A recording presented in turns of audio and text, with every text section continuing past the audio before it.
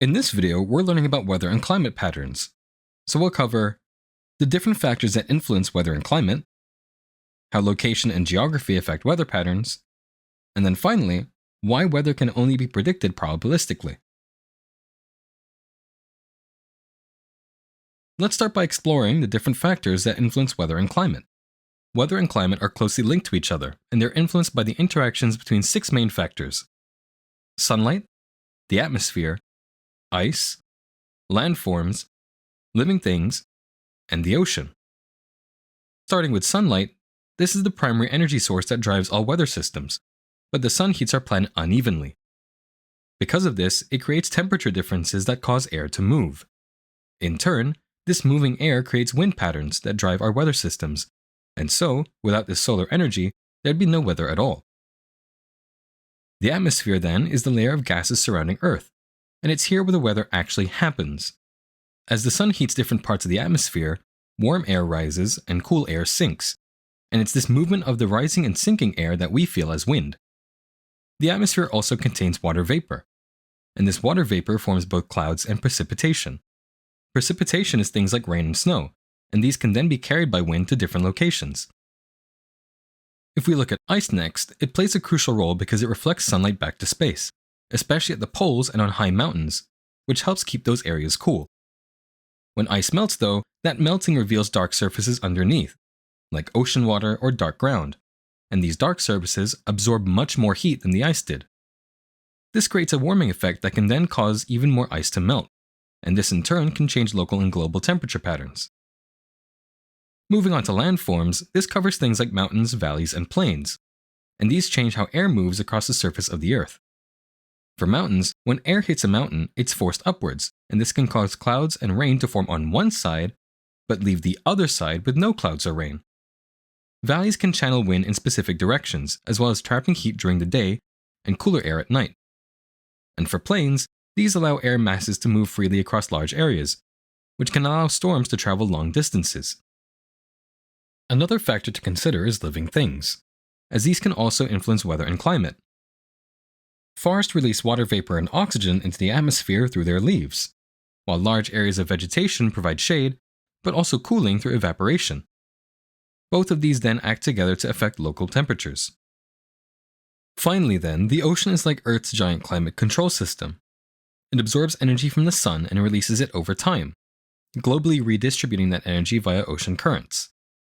Water has a high heat capacity, which means it can store much more heat than air or land can. During the day and in summer, the ocean soaks up solar energy, but during the night and in winter, it slowly releases that stored heat energy back into the atmosphere.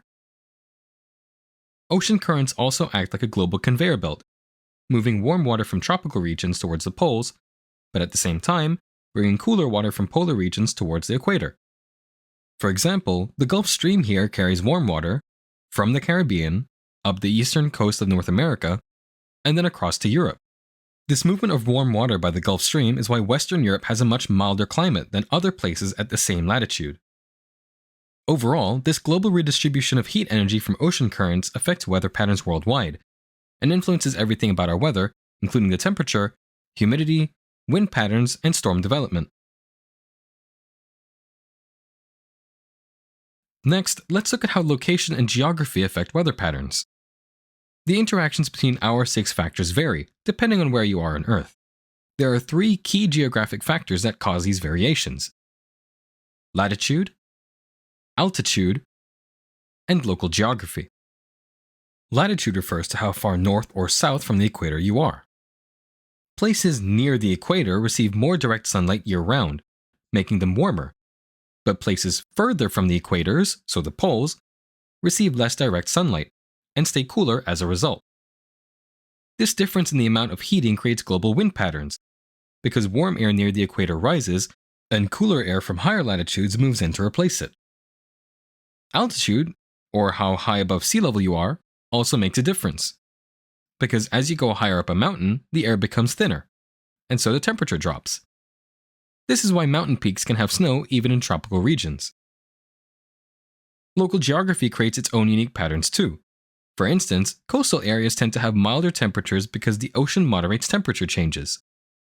By comparison, areas far away from large bodies of water often have more extreme temperature changes. Finally, then, let's explore why weather can only be predicted probabilistically.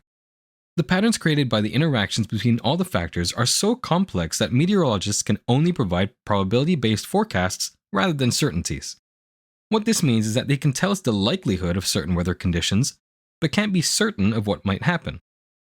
For modern weather forecasts, we use computer models that run mathematical equations several times, but with slightly different starting conditions each time.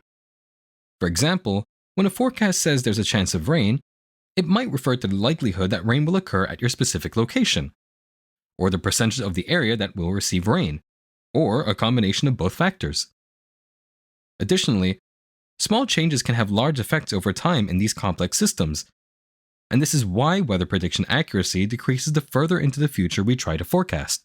We can be quite accurate for the next few days, but beyond about a week, the interactions become too complex for reliable forecasts.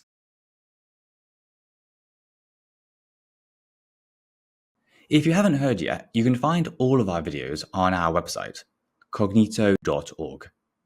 You'll also find questions, flashcards, exam-style questions, and past papers.